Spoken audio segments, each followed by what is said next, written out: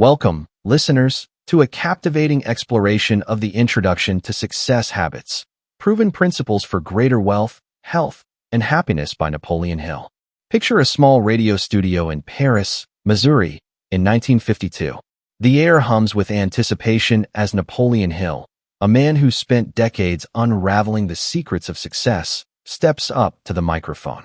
His voice, warm and earnest, reaches farmers, shopkeepers, and dreamers tuning in across the Midwest, each hoping for a spark to ignite their ambitions.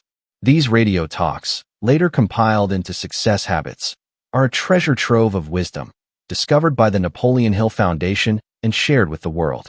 Exploring Hill's journey, the context of these talks, and the timeless principles that set the stage for the book. Through historical and modern examples, we'll see why Hill's philosophy remains a beacon for success in 2025.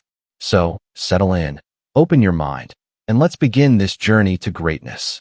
The Introduction to Success Habits is more than a preface. It's a window into Napoleon Hill's life and mission. In 1952, Hill was no stranger to success or struggle. Born in 1883 in a one-room cabin in Virginia, he rose from poverty to become the father of personal development.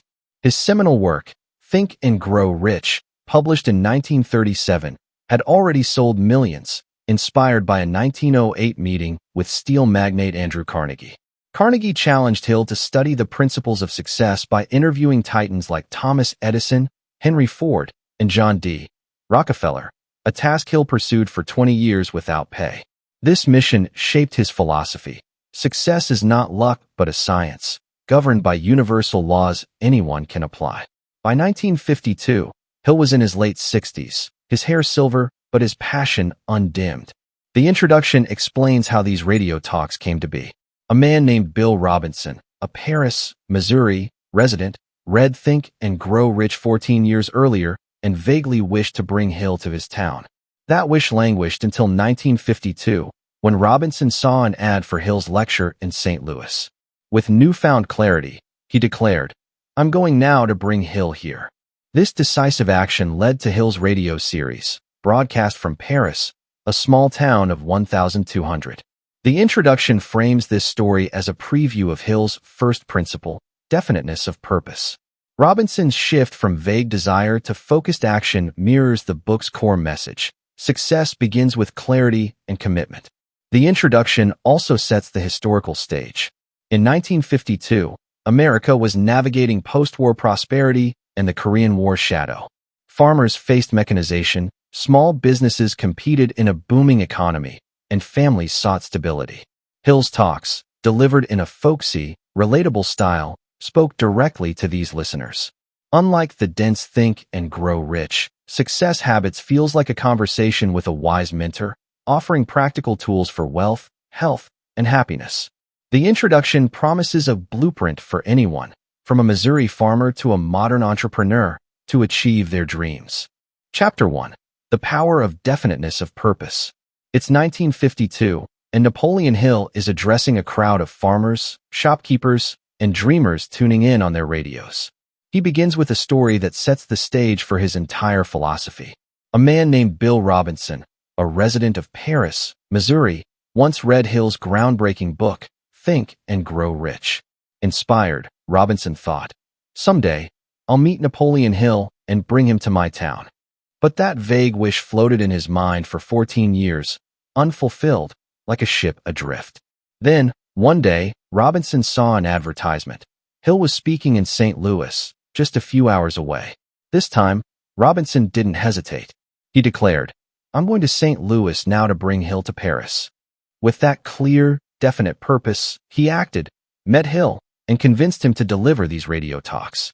That, Hill tells his audience, is the power of definiteness of purpose.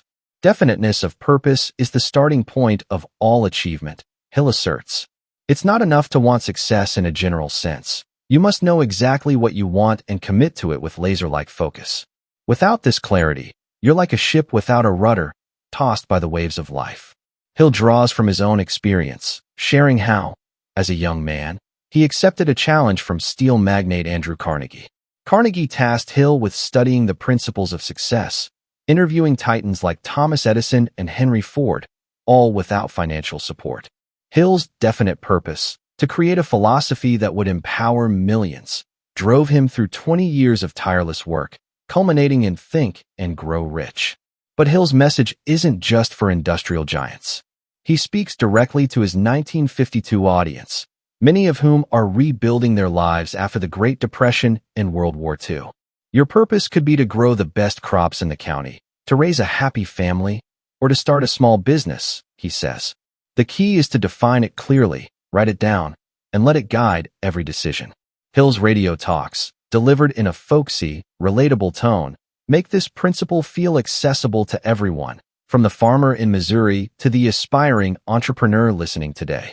Real-world example, Walt Disney's vision. Let's bring this principle into the real world with a historical example, Walt Disney. In the 1920s, Disney was a struggling animator with a small studio in Kansas City. His early ventures failed, leaving him bankrupt and discouraged. But Disney had a definite purpose, to create animated films that would captivate audiences worldwide. This clarity drove him to move to Hollywood, where he and his brother Roy founded the Disney Brothers Studio.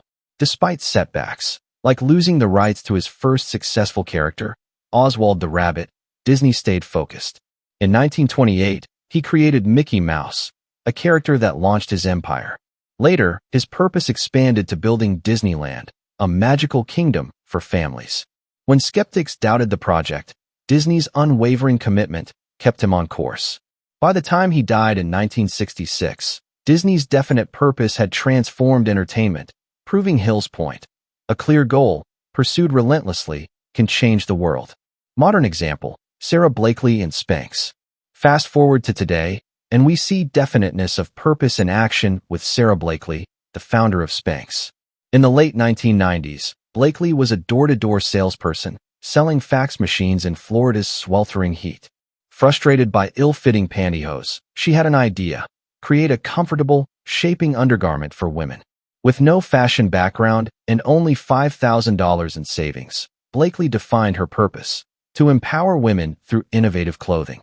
She wrote her goal down, as Hill advises, and took action. She cut the feet off her pantyhose to create a prototype, pitched her idea to manufacturers, facing countless rejections, and patented her design. In 2000, Spanx launched, and within a decade, Blakely was a billionaire, named one of Time magazine's 100 most influential people. Her story echoes Hill's teaching. A definite purpose, paired with action, turns dreams into reality.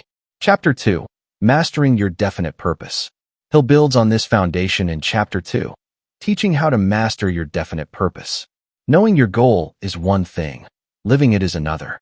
He introduces two key strategies: the mastermind principle and personal initiative. Imagine Hill's voice crackling through the radio, sharing a story about Andrew Carnegie. The steel tycoon didn't achieve success alone. He surrounded himself with a team of brilliant advisors, from engineers to financiers. This, Hill explains, is the mastermind principle, a group of like-minded individuals working in harmony toward a shared goal. The collective wisdom and energy of the group amplify your efforts, creating a synergy where 1 + 1 equals far more than 2. Hill's 1952 audience, many of whom were small-town workers, might have wondered how to form such a group. Hill answers with practicality. Start with those around you who share your vision. It could be a business partner, a supportive family member, or even a study group. He stresses the importance of mutual commitment and warns against partnering with negative or unmotivated people who can sabotage your purpose. Choose your allies wisely, Hill says, for they will shape your destiny. The second strategy, personal initiative, is about taking responsibility for your own progress. Hill shares the story of a young man inspired by Think and Grow Rich. With no capital, he started a small repair shop, fixing radios, a hot commodity in the 1950s. He worked long hours, reinvested profits, and took risks, like advertising in local papers. Within a few years, his shop grew into a thriving business. Hill's point: waiting for the perfect moment is a trap. Success comes from acting now, even with limited resources, and taking consistent steps toward your purpose. Hill also weaves in his own story.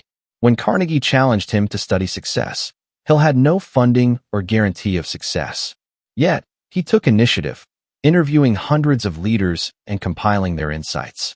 This personal initiative, fueled by his definite purpose, led to a philosophy that's still transforming lives. Hill's message is clear. Mastery requires both collaboration, through a mastermind, and individual effort, through initiative.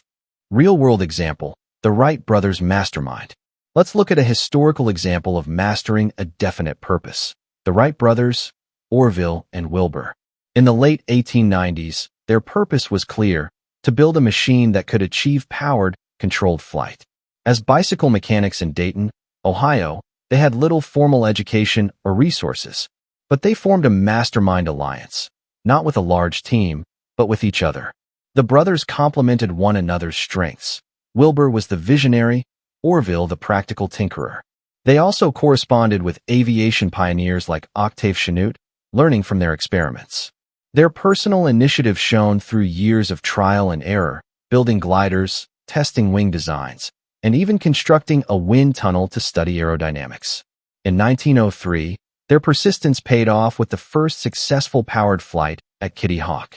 The Wrights' story illustrates Hill's principles.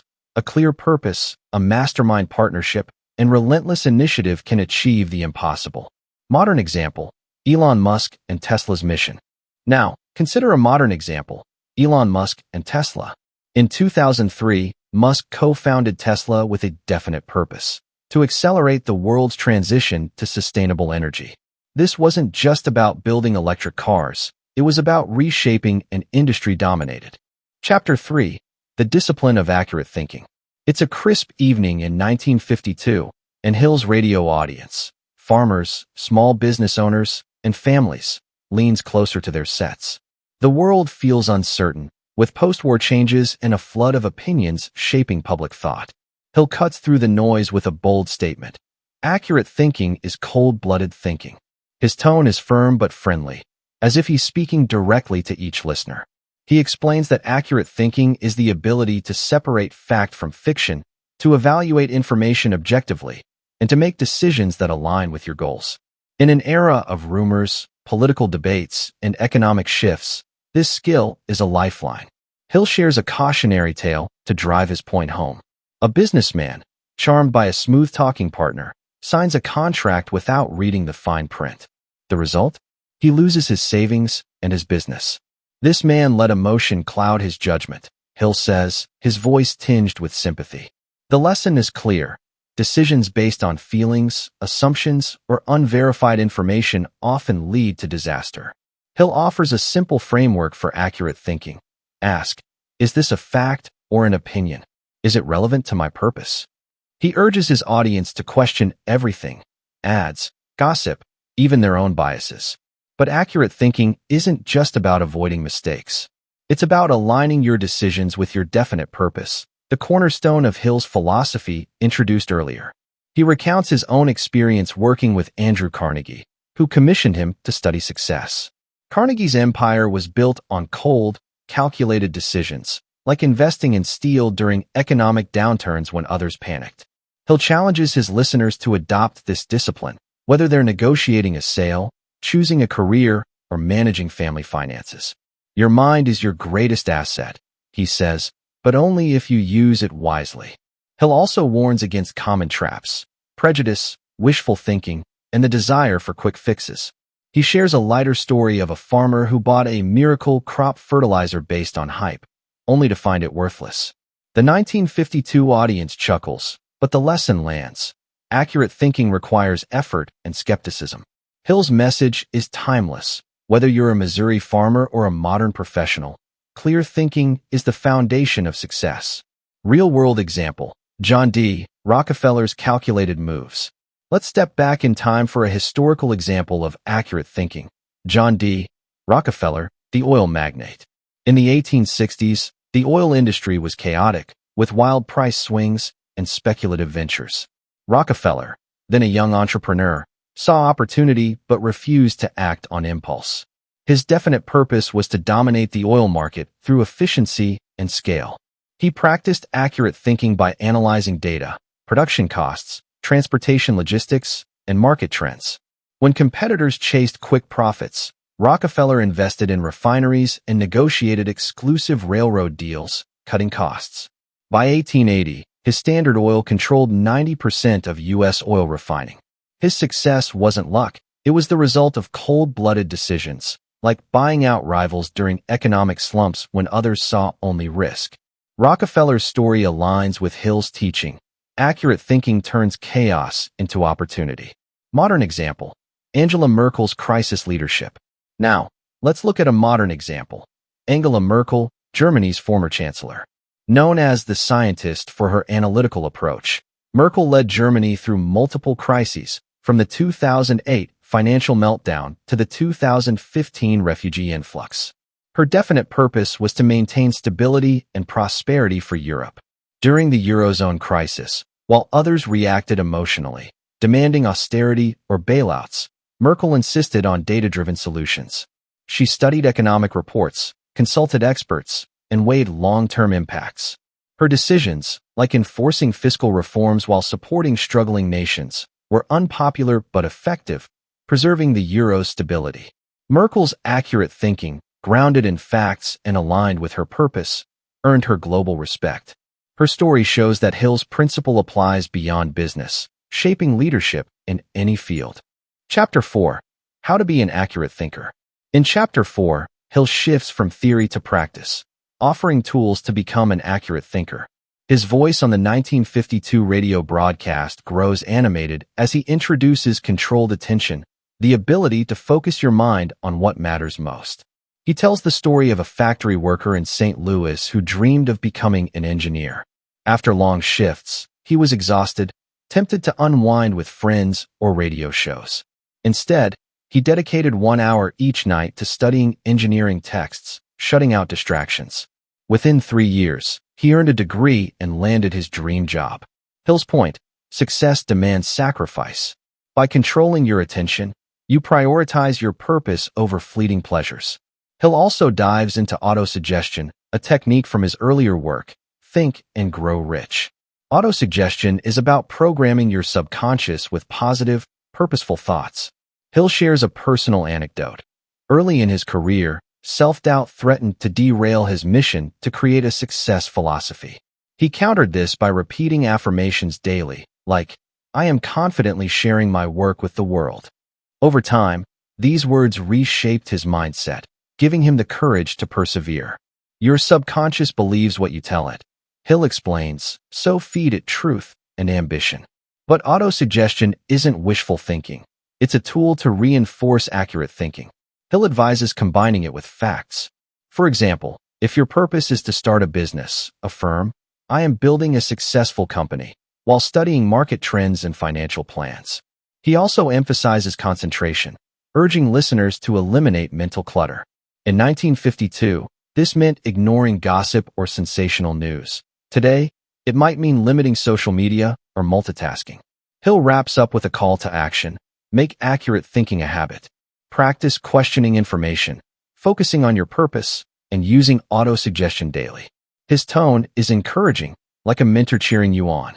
You can train your mind, he says. And when you do, no goal is out of reach. Real-world example: Marie Curie's focused genius.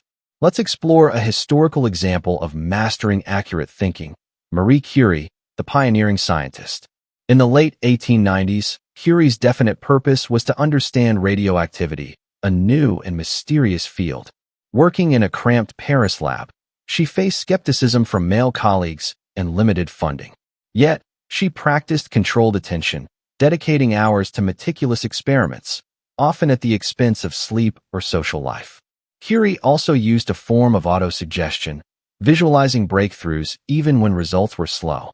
Her accurate thinking, grounded in data, not speculation, led to the discovery of radium and polonium, earning her 2 Nobel Prizes. Despite personal hardships, like losing her husband Pierre, Curie's focused, fact-based approach kept her on course. Her story embodies Hill's principles. Controlled attention and positive reinforcement turn purpose into progress. Modern example: Satya Nadella's Microsoft turnaround.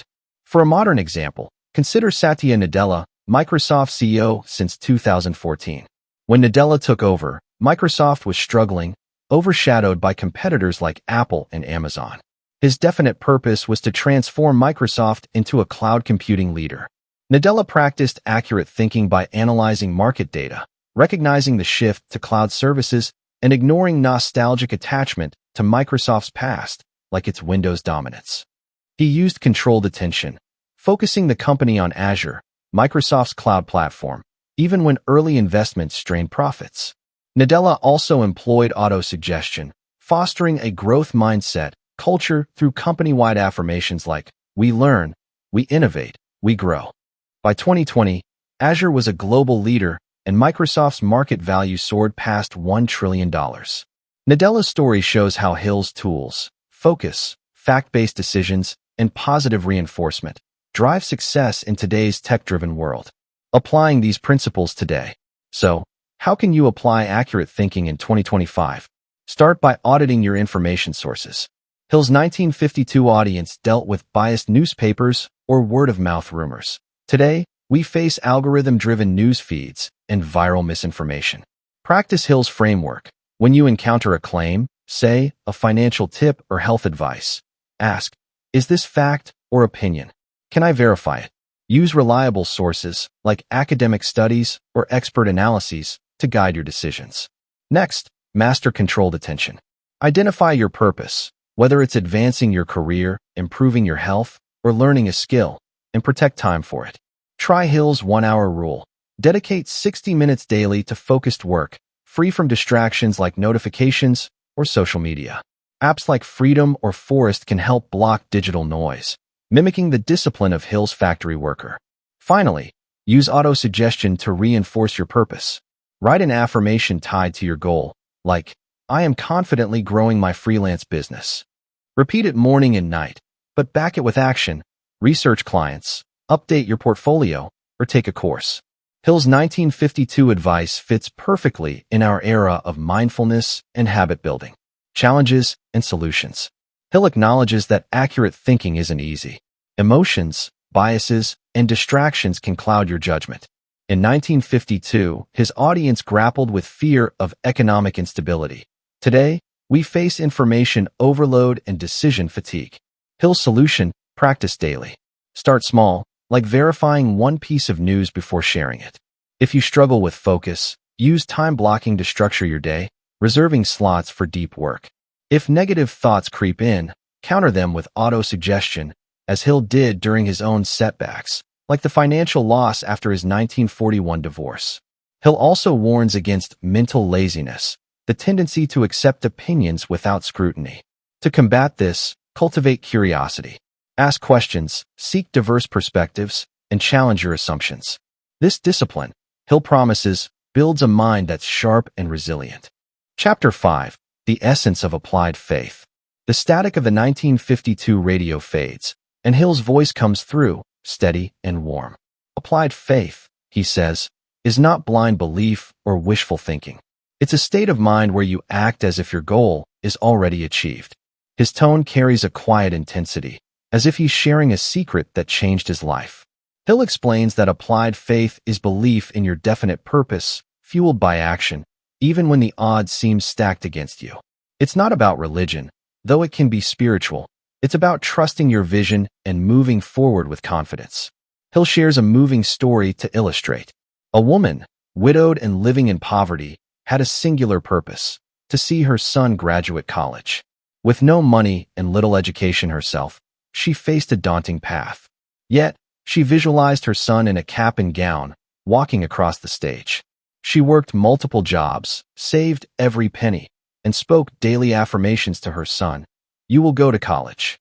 Her faith wasn't passive. She acted on it, enrolling him in school, seeking scholarships, and instilling in him the same belief. Years later, her son graduated, a testament to her applied faith. Hill's voice softens as he adds, "Faith without action is dead." This woman's belief moved mountains. Hill connects this principle to his own life, revealing a personal struggle. In 1941, a painful divorce cost him over $1 million, equivalent to nearly $18 million today, and the royalties to his seminal work, Think and Grow Rich. For 5 years, he faced financial ruin and self-doubt. Yet, his definite purpose, to share success principles with the world kept him going. He visualized rebuilding his career, took small steps like writing articles, and affirmed his mission daily. By 1952, these radio talks marked his comeback, proving that applied faith can turn setbacks into stepping stones. Hill's advice is practical. To cultivate applied faith, visualize your goal vividly, as if it's already real. Act with confidence, even when evidence is scarce. And persist, no matter the obstacles. For his 1952 audience, many of whom faced economic hardship, this message was a lifeline. Hill's folksy tone, rooted in the Midwest, makes it feel personal, as if he's speaking to each listener's dreams, whether it's a better harvest, a thriving business, or a stronger family. Real-world example, Harriet Tubman's unshakable belief. Let's step back to the 19th century for a historical example of applied faith. Harriet Tubman, the abolitionist and conductor of the Underground Railroad. Born into slavery, Tubman's definite purpose was freedom, not just for herself, but for others. After escaping to the North in 1849, she could have lived quietly. Instead, she visualized countless enslaved people free, their chains broken. This vision fueled her faith, but it was her actions that defined it. Tubman returned to the South 19 times, risking capture or death, to lead over 300 people to freedom. She trusted her instincts, relied on a network of allies, and acted with unwavering confidence, even under threat. Her faith wasn't just hope, it was a force that reshaped history. Tubman's story aligns with Hill's principle: applied faith, backed by bold action, achieves the impossible. Modern example, J.K. Rowling's rise from rejection. Now, let's look at a modern example, J.K. Rowling, the creator of Harry Potter. In the mid-1990s, Rowling was a single mother living on welfare in Edinburgh, Scotland. Her definite purpose was to publish a novel that would captivate readers. Despite poverty, depression, and a string of rejections, 12 publishers passed on Harry Potter and the Philosopher's Stone. Rowling held fast to her vision. She visualized her book on shelves, children reading it worldwide. She applied faith by writing daily, often in cafes while her daughter napped, and submitting manuscripts despite setbacks. In 1997, Bloomsbury took a chance on her, and Harry Potter became a global phenomenon, making Rowling one of the world's most successful authors. Her story embodies Hill's teaching. Faith, paired with persistent action, turns dreams into reality. Chapter 6. Applied Faith Success Stories. In Chapter 6, Hill doubles down on applied faith, sharing more stories to inspire his 1952 audience.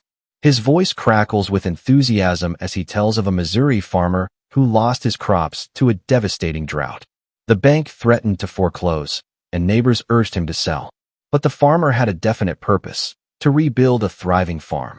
He visualized green fields and abundant harvests, refusing to let despair take hold. With applied faith, he took action, securing a loan, investing in irrigation, and studying new farming techniques. Within 2 years, his farm was producing record yields, and he paid off his debts. Hill's audience, many of whom knew the sting of agricultural hardship, likely nodded in recognition. The farmer's story showed that faith, combined with effort, could overcome even the harshest setbacks. Hill shares another tale, this time of a young woman who dreamed of becoming a writer. With no formal education and a stack of rejection letters, she faced a steep climb. Yet, her purpose was clear: to publish stories that inspired others. She visualized her name on a book cover, wrote daily despite doubts, and affirmed, "My work will find a home." She submitted manuscripts relentlessly, refining her craft with each rejection. Finally, a small publisher accepted her novel, launching her career. Hill's point is clear: applied faith isn't about instant success. It's about persistent belief and action, even when the path is long. These stories, delivered in Hill's conversational style, resonate deeply. His audience, rebuilding after war and economic turmoil, saw themselves in the farmer and the writer. Hill emphasizes that applied faith is universal. It works for anyone, from a rural farmer to an urban dreamer. He encourages listeners to apply it to their own goals, whether financial, personal, or professional, by visualizing success, acting boldly, and trusting the process. Real-world example, Nelson Mandela's vision for freedom. Let's explore another historical example. Nelson Mandela, the anti-apartheid leader. In the 1950s, Mandela's definite purpose was to end apartheid and create a free, equal South Africa. As a young lawyer, he faced imprisonment, violence, and a government bent on silencing him. Yet, he visualized a nation where all races lived in harmony. His applied faith shone during his 27 years in prison, from 1962 to 1990. Mandela studied, wrote, and inspired fellow prisoners, acting as if freedom was inevitable. After his release, he negotiated with adversaries and led South Africa to its first democratic election in 1994, becoming president. Mandela's unwavering belief, backed by strategic action, dismantled a system of oppression. His story echoes Hill's principle. Applied faith can sustain you through decades of struggle to achieve monumental change. Modern example, Simone Biles' comeback. For a modern example, consider Simone Biles, the Olympic gymnast.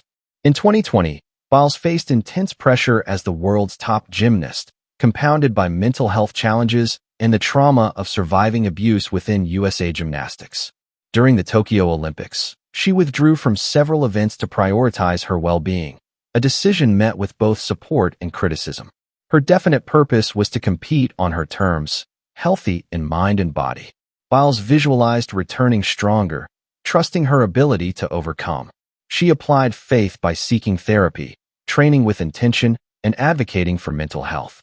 In 2024, at the Paris Olympics, she made a triumphant comeback, winning multiple medals, including gold, and cementing her legacy. Biles' journey reflects Hill's teaching. Faith, paired with courageous action, can transform setbacks into triumphs. Applying applied faith today. So, how can you harness applied faith in 2025? Hill's advice is as practical today as it was in 1952. Start by defining your definite purpose, as we explored in earlier chapters. Want to start a business? Improve your health? Write it down clearly, like, I will launch a sustainable fashion brand by June 2026. Then, visualize it daily. Picture your store bustling, your body strong, or your book published. Make it vivid, as Hill's widowed mother did for her son's graduation. Next, act on your faith. Take one step today, no matter how small. If your goal is fitness, join a gym or walk for 20 minutes. If it's a career shift, update your resume or reach out to a mentor. Hill's farmer didn't wait for rain. He invested in irrigation. Action bridges belief and reality. Finally, use affirmations to reinforce your faith. Write a statement like, I am confidently achieving my goal, and repeat it morning and night. Combine it with action, as Hill did during his financial recovery. In 2025, tools like journaling apps or vision boards can enhance this practice, but the core is timeless. Believe, act, persist. Challenges and solutions. Hill acknowledges that applied faith faces tests. Doubt, fear, and setbacks can shake your belief. In 1952, his audience worried about crop failures or job loss. Today, we face economic uncertainty, digital overload, or personal struggles. Hill's solution: lean into visualization and action. If doubt creeps in, revisit your purpose, as Hill did after his divorce. If obstacles arise, seek allies, like Tubman's Underground Railroad Network or Biles' support team. Hill also warns against passive faith, hoping without doing.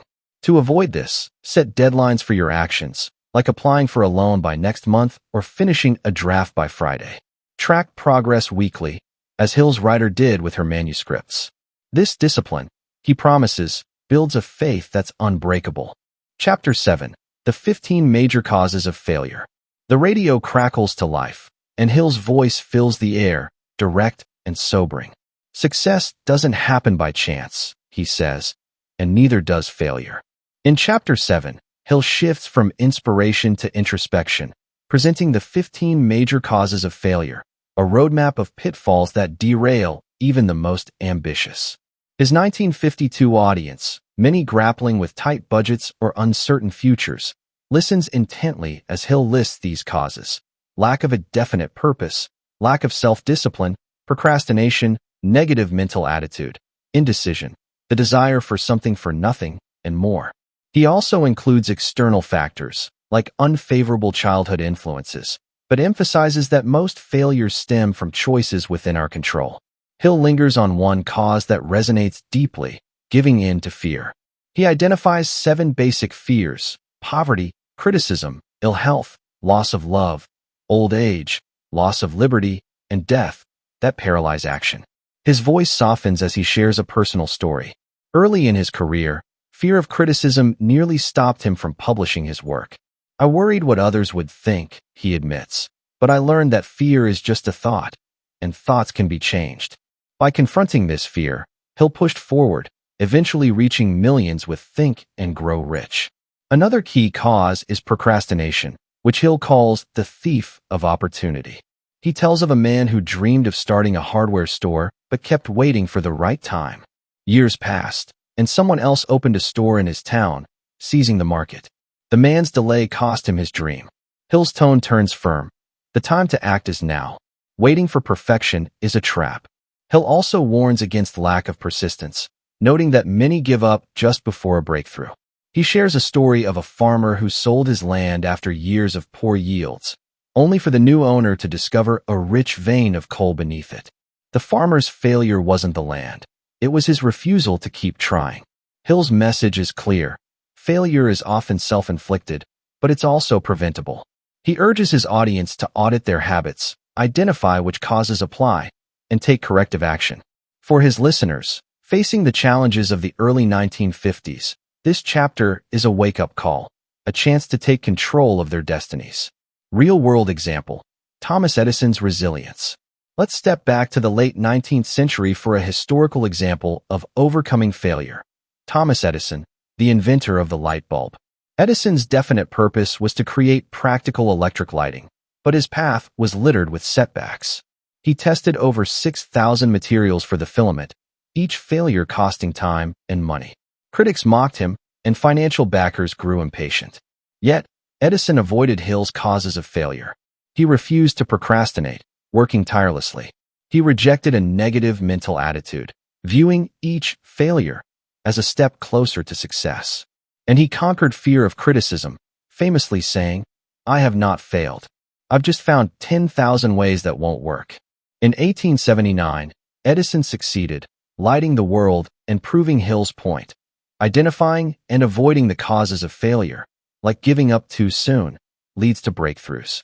Modern example: Oprah Winfrey's rise above setbacks. Now, let's look at a modern example: Oprah Winfrey, the media mogul. Born into poverty in rural Mississippi, Oprah faced many of Hill's failure causes early on: unfavorable childhood influences, lack of resources, and societal prejudice. As a young broadcaster, she was fired from her first TV job, told she was unfit for television.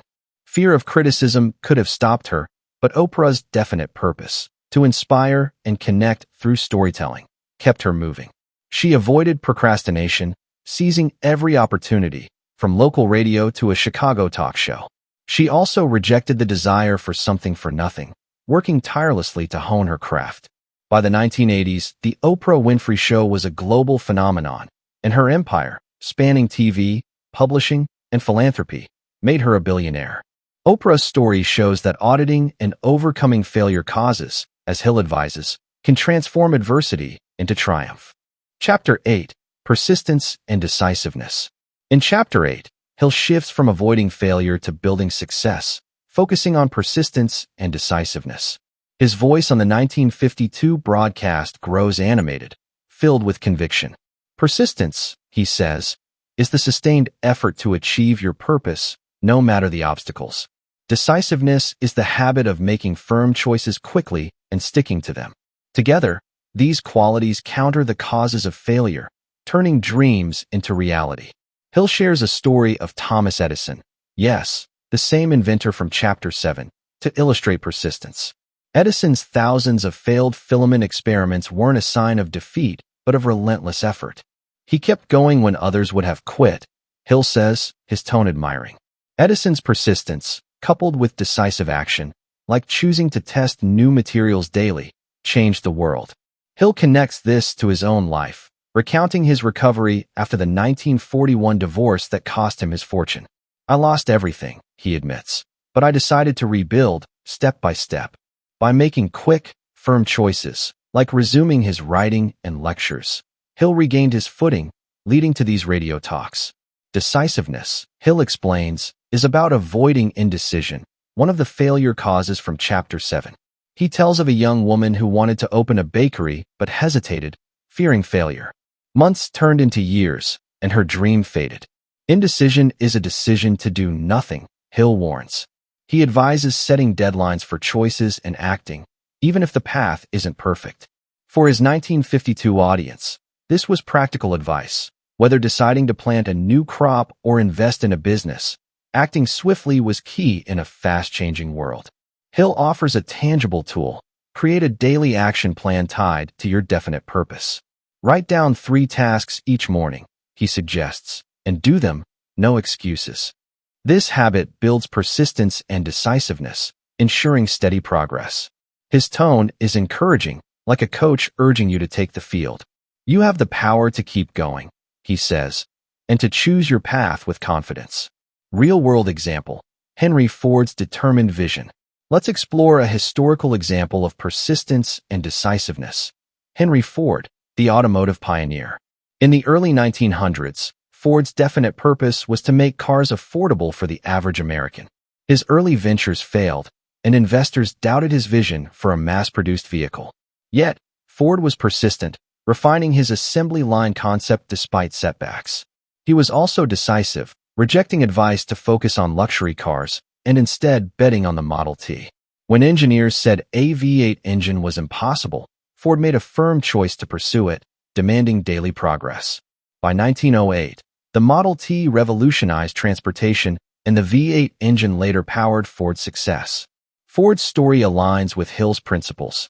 Persistence through failure and decisive action create lasting impact.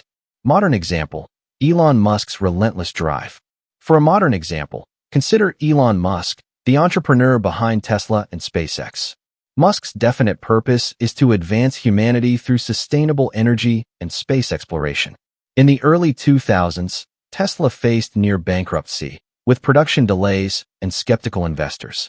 SpaceX's first 3 rocket launches failed, draining funds. Musk could have succumbed to Hill's failure causes, like lack of persistence or fear of criticism, but he didn't. He persisted, investing his own fortune and working grueling hours. He was decisive, choosing to focus on reusable rockets for SpaceX and affordable electric cars for Tesla, even when experts called these goals unrealistic. By 2020, Tesla was a market leader, and SpaceX landed reusable rockets, proving Musk's persistence and decisiveness. His journey reflects Hill's teaching. Keep going and act boldly. Applying these principles today. So, how can you apply these principles in 2025? Start with Chapter 7's audit. Hill's 15 causes of failure are as relevant now as in 1952. Take 10 minutes today to reflect. Are you procrastinating on a goal? Letting fear of criticism hold you back? Write down 1 or 2 causes that resonate and commit to addressing them. For example, if indecision is your hurdle, set a deadline for a choice, like applying for a job by Friday.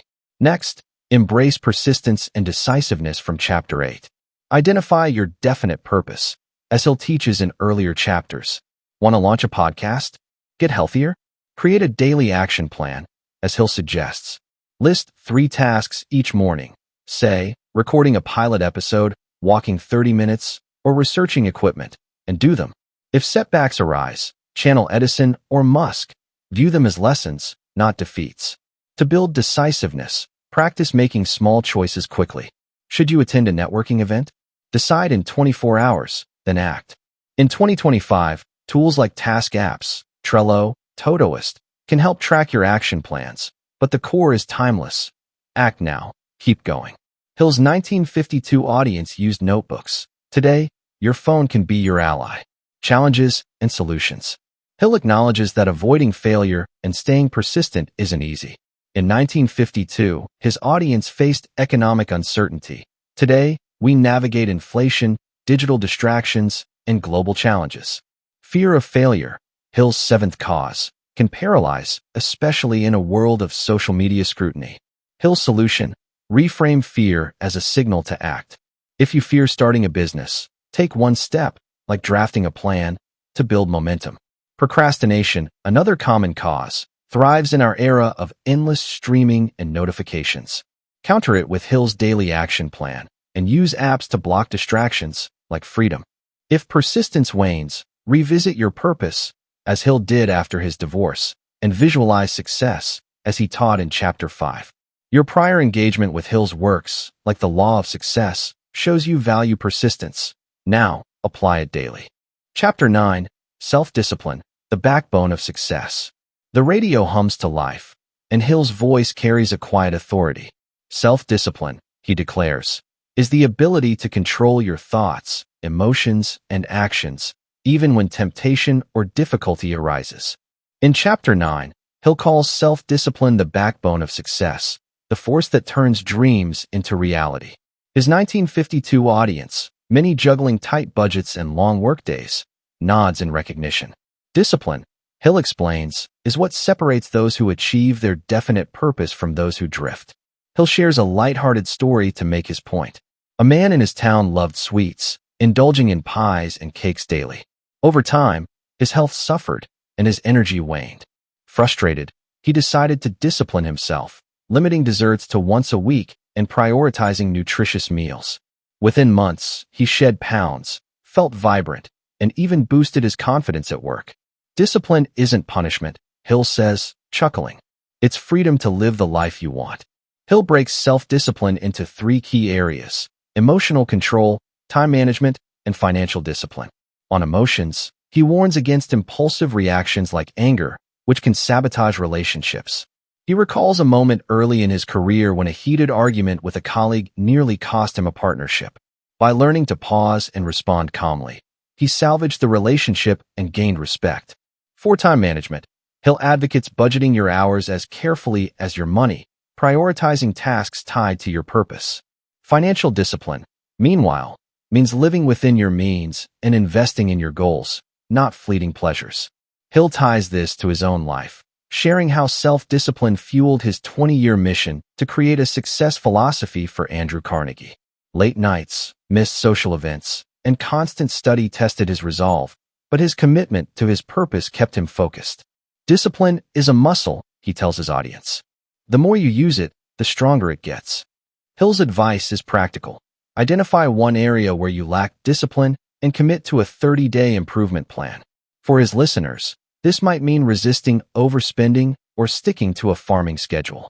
His tone is encouraging, like a mentor urging you to take the first step. You don't need to be perfect, he says, just consistent. Real-world example, Benjamin Franklin's virtuous habits. Let's step back to the 18th century for a historical example of self-discipline. Benjamin Franklin, the polymath and founding father. Franklin's definite purpose was to live a life of virtue and impact, from inventing to diplomacy. As a young man, he struggled with disorganization and impulsiveness. To master himself, he created a system of 13 virtues: temperance, order, industry, and more, and tracked his progress daily in a journal. This disciplined approach shaped his habits, enabling him to rise from a printer's apprentice to a global influencer. Franklin's self-discipline, like avoiding frivolous spending or wasting time, aligns with Hill's teaching. Controlling your actions builds a foundation for success. His story shows that discipline, practiced daily, transforms potential into achievement. Modern example, Serena Williams' relentless focus. Now, let's look at a modern example. Serena Williams, the tennis legend. Williams' definite purpose was to become the greatest tennis player of all time. From a young age, she faced challenges, limited resources, intense competition, and societal biases. Yet, her self-discipline was unwavering. She controlled her emotions, staying calm under pressure in high-stakes matches. She managed her time rigorously, balancing grueling training with recovery and family life. Financially, she invested in her career, from coaches to equipment, avoiding distractions. This discipline led to 23 Grand Slam titles and a legacy as a cultural icon. Even after motherhood and health setbacks, Williams returned to compete at elite levels, proving Hill's point. Self-discipline, applied consistently, overcomes any obstacle. Chapter 10. Pleasing Personality, the Art of Influence. In Chapter 10, Hill shifts to a principle that's both practical and magnetic: the pleasing personality. His voice on the 1952 broadcast grows animated, almost playful. A pleasing personality, he says, is a set of traits that make you likable, trustworthy, and influential. For his audience, many negotiating deals or building community ties, this is gold. Hill lists traits like a positive mental attitude, a pleasant voice, tolerance, common courtesy, and even sexual magnetism, a nod to charisma with a wink. These qualities, he explains, open doors to opportunities, from business partnerships to personal relationships. Hill shares a story of Andrew Carnegie, whose charm was as vital as his business acumen. Carnegie's warm smile and genuine interest in others won allies, from investors to workers, helping him build his steel empire. Hill contrasts this with a personal anecdote. Early in his career, his bluntness alienated colleagues. "I was right, but I was rude," he admits. By adopting courtesy, active listening, and a dash of humor, he transformed his relationships and his influence. Hill emphasizes that a pleasing personality isn't about faking it, it's about cultivating authentic traits. He advises smiling often, as it signals warmth. Listen actively, showing respect for others' ideas. Avoid negativity, which repels opportunity. For his 1952 listeners, this meant greeting customers kindly or resolving disputes calmly. Hill's practical tip: practice one trait daily, like maintaining a positive tone, and watch how others respond. Hill also connects this to his broader philosophy. A pleasing personality amplifies your definite purpose, making it easier to form mastermind alliances, Chapter 2, or apply faith, Chapter 5. His tone is upbeat, urging listeners to see their personality as a tool to sharpen. You don't need to be born charming, he says. You can build it step by step. Real-world example: Dale Carnegie's Winning Friends. Let's explore a historical example of a pleasing personality. Dale Carnegie, the author of How to Win Friends and Influence People. In the early 20th century, Carnegie's definite purpose was to teach people the art of human relations. A former struggling actor, he wasn't naturally charismatic but worked to develop a pleasing personality. He practiced Hill's traits: a warm smile, a positive attitude, and genuine interest in others. His classes, started in 1912, drew thousands, as people were captivated by his enthusiasm and courtesy. Carnegie's book, published in 1936, became a global bestseller, influencing millions. His ability to connect, like Hill's Carnegie, opened doors to success. This story shows that a pleasing personality, cultivated intentionally, amplifies your impact. Modern example: Michelle Obama's global appeal. For a modern example, consider Michelle Obama, former First Lady and author. Michelle's definite purpose was to inspire and empower, from education to health advocacy. Her pleasing personality, marked by warmth, humor, and authenticity, made her a global icon. During her White House years, she connected with diverse audiences, from school children to world leaders, through a positive attitude and relatable storytelling. Her memoir, Becoming, sold millions, driven by her genuine voice and tolerance for others' perspectives. Even when facing criticism, she maintained grace, as Hill advises, turning detractors into admirers. Michelle's story proves that a pleasing personality, rooted in authenticity, builds influence across cultures and eras. Applying these principles today. So, how can you apply self-discipline and a pleasing personality in 2025? Start with Chapter 9: Self-Discipline. Hill's 30-day challenge is perfect. Pick one area, say, emotional control, and practice it daily. If you snap at coworkers, pause before responding, aiming for calm. Use apps like Habitica to track progress, but keep it simple, as Hill's 1952 audience did with pen and paper. For time management, try time blocking. Reserve an hour daily for your definite purpose, like studying or exercising. Financially, create a budget and tools like an app to align spending with your goals. For Chapter 10's pleasing personality, practice one trait daily, as Hill suggests. Smile during a Zoom call, it's contagious. Listen actively in conversations, asking follow-up questions. Avoid negativity, especially online, where complaints spread fast. In 2025, a pleasing personality shines in virtual meetings or social media, just as it did in 1952 markets. Your prior engagement with Hill's works, like The Law of Success, shows you value practical tools. Use these to build discipline and charm. Challenges and solutions. Hill acknowledges that discipline and charm face challenges. In 1952, his audience battled fatigue and social pressures. Today, we face digital distractions and polarized discourse. Self-discipline falters when motivation dips. Hill's solution: tie discipline to your purpose, as he did during his late-night studies. If you struggle to exercise, visualize your healthier self, as in Chapter 5's Applied Faith.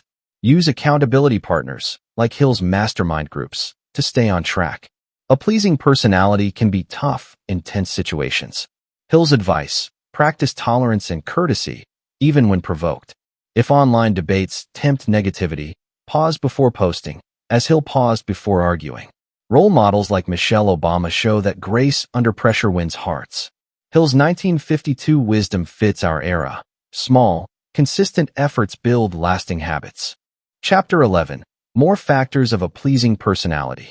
The radio hums, and Hill's voice takes on a lively tone.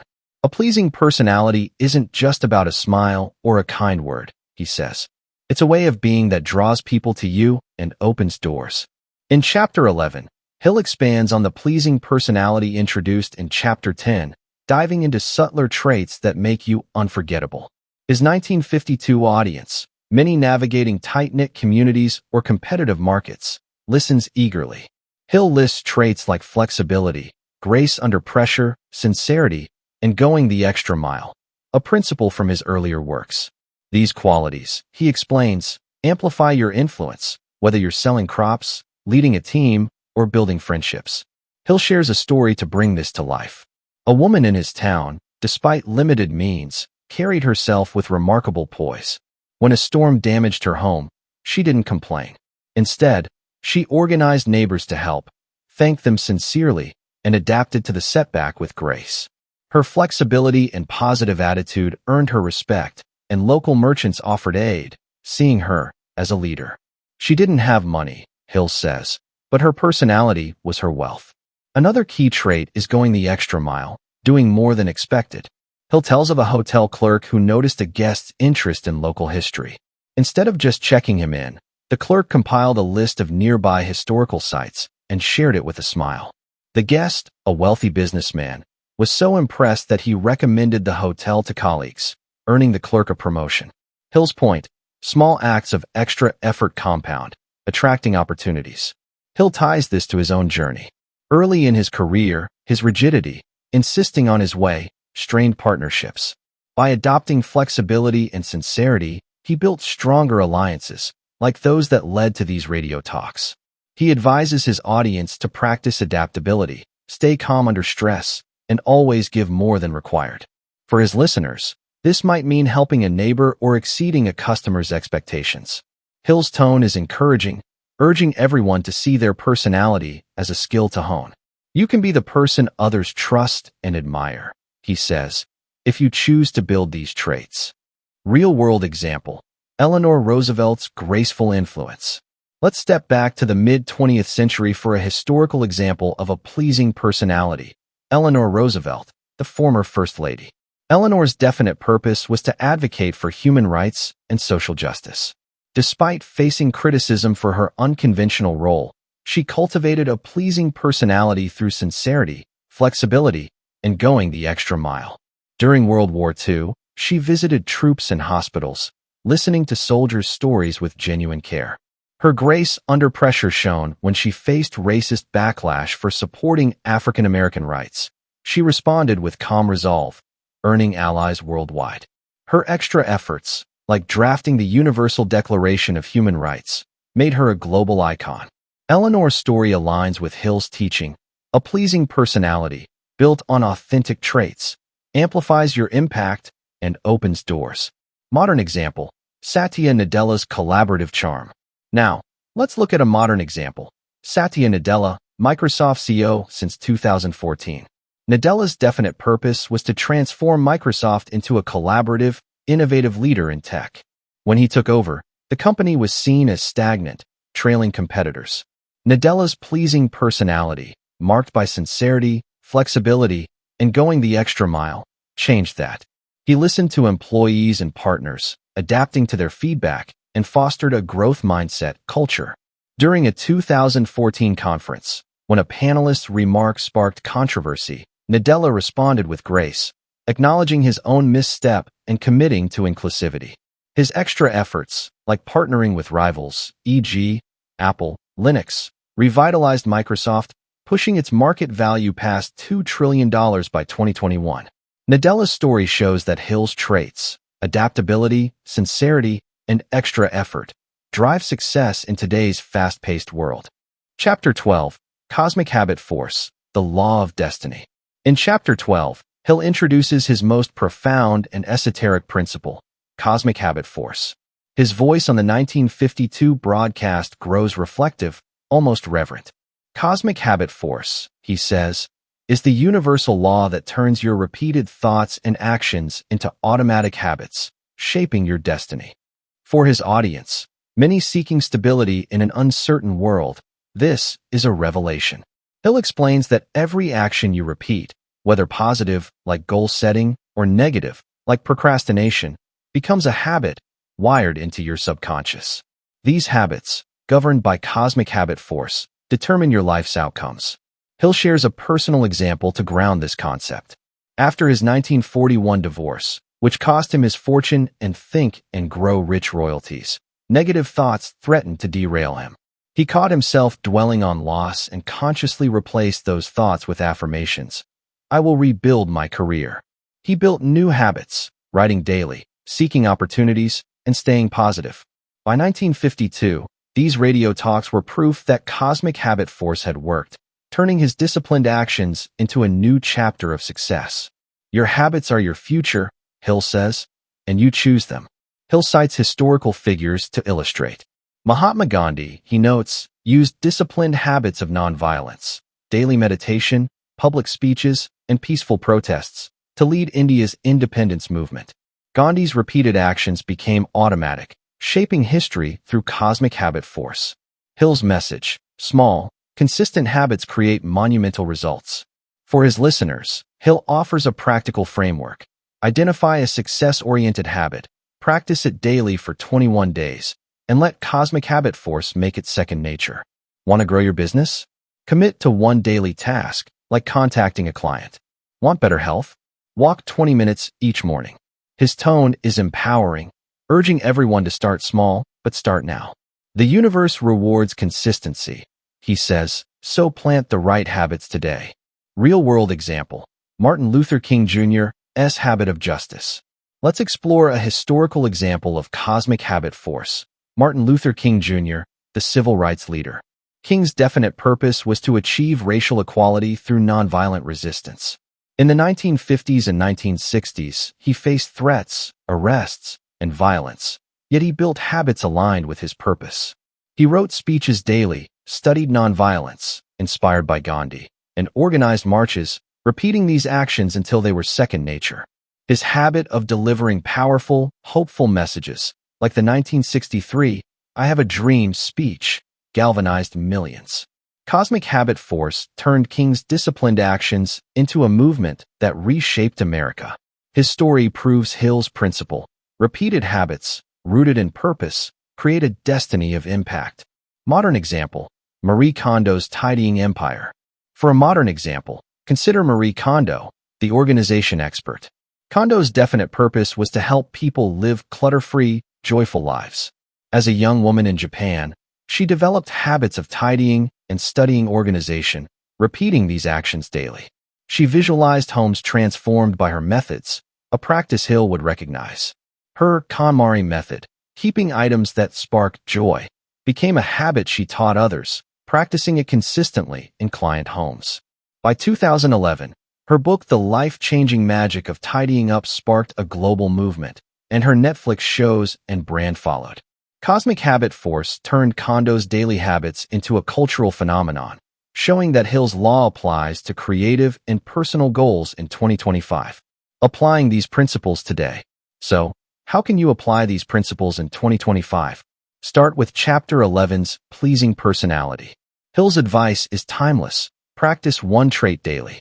Try flexibility. When a colleague suggests a new idea, listen openly instead of resisting. Or go the extra mile. If you're a freelancer, add a small bonus to a client's project, like a quick design tweak. In 2025, these traits shine in virtual spaces. On LinkedIn or Zoom, a warm tone and sincere comment can build connections, just as they did in 1952 markets.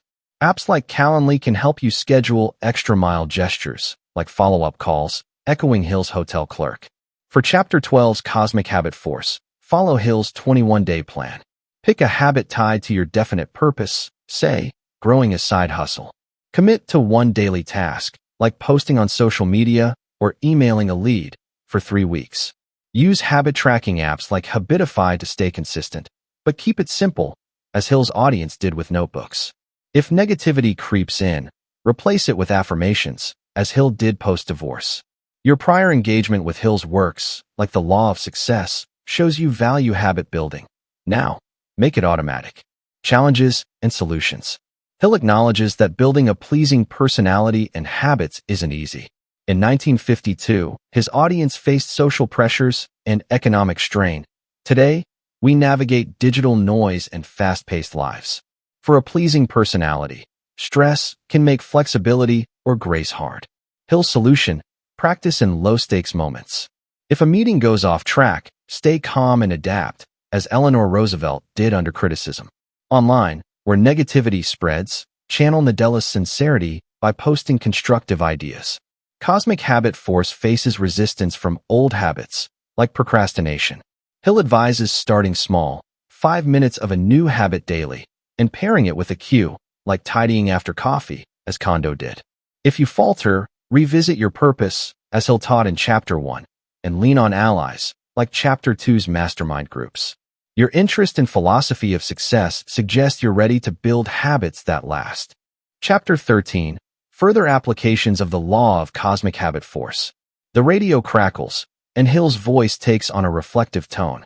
Cosmic habit force, he says, is the invisible force that makes your thoughts and actions automatic, for better or worse. In Chapter 13, Hill builds on Chapter 12's introduction of this principle, offering practical ways to apply it.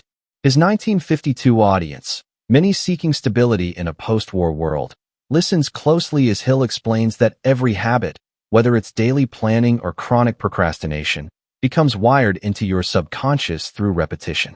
This law, he insists, governs all success, turning small, consistent actions into monumental outcomes. Hill shares a personal story to anchor the concept. After his 1941 divorce, which stripped him of his fortune and Think and Grow Rich royalties, he faced despair. Negative habits, like dwelling on loss, began to take hold. But Hill recognized the power of cosmic habit force. He created a success ritual. Each morning, he visualized his comeback, wrote down 3 tasks tied to his purpose, sharing success principles, and affirmed, "I am rebuilding my legacy." He repeated this daily, replacing doubt with action. By 1952, these radio talks were proof that his new habits, etched through cosmic habit force, had restored his mission.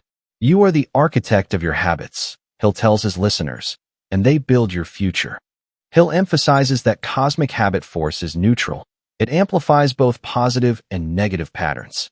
He shares a story of a local merchant who dreamed of expanding his store but fell into the habit of overspending on luxuries. His lack of financial discipline, repeated daily, led to debt and stagnation. Contrast this with a teacher who, despite a modest salary, saved $10 weekly and studied business at night. Her disciplined habits, saving, learning, planning, enabled her to open a tutoring center within 5 years. Hill's point: choose habits that align with your definite purpose, introduced in Chapter 1, and Cosmic Habit Force will make them automatic. Hill offers a practical framework. Create a daily success ritual. Pick one habit tied to your goal, like exercising for health or networking for a career. Practice it consistently for 21 days, and Cosmic Habit Force will embed it. He also stresses adversity's role, noting that setbacks often carry the seed of an equivalent advantage. Hill recounts how his financial loss led to these radio talks, a new platform for his message. For his audience, facing crop failures or job struggles, this is a lifeline. Habits can turn challenges into opportunities. Hill's advice is actionable. Write down your ritual, track progress, and stay patient.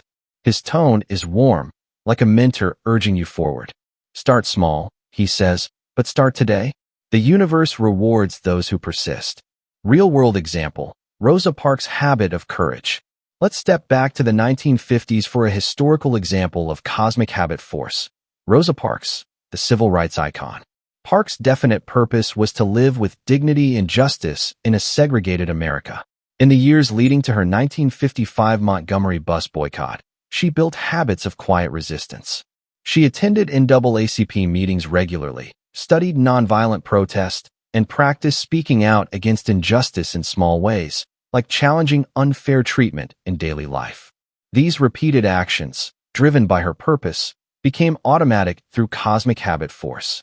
On December 1, 1955, when she refused to give up her bus seat, it wasn't a spontaneous act but the result of ingrained habits of courage and conviction.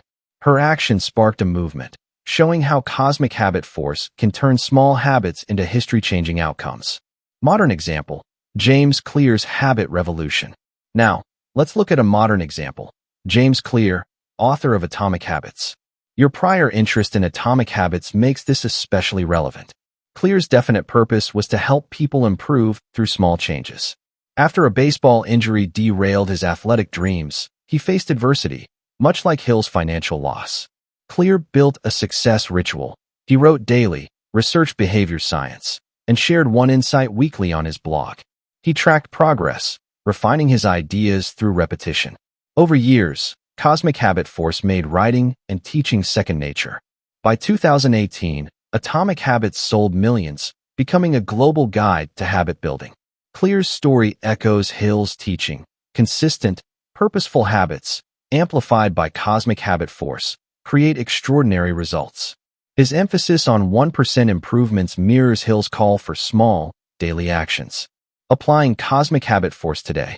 So, how can you apply cosmic habit force in 2025? Hill's framework is perfect for our fast-paced world. Start by revisiting your definite purpose, as taught in Chapter 1. Want to grow a business? Improve your health? Define it clearly, like, I will launch a freelance design career by December 2025. Then, create a success ritual. Pick one habit, such as designing for 30 minutes daily or walking 15 minutes after lunch. Write it down, as Hill's teacher did with her savings plan, and commit to 21 days. Track progress with tools like a journal or apps like Streaks, but keep it simple, as Hill's 1952 audience did with notebooks. If setbacks hit, an unexpected bill, a rejected pitch, see them as Hill's seed of advantage. Maybe a rejection leads to a better client, as Hill's loss led to radio. Your prior engagement with Hill's works, like the law of success and philosophy of success, shows you value habit building. Now, make it automatic. To reinforce your ritual, use affirmations, as Hill did. I am confidently building my career. Pair this with action, like Clear's daily writing. In 2025, when distractions like social media abound, set cues. Place running shoes by the door or a notebook on your desk to trigger habits, a trick Clear also champions. I hope that you've enjoyed this video, and please remember to subscribe to receive notification of upcoming recordings. See you in next video.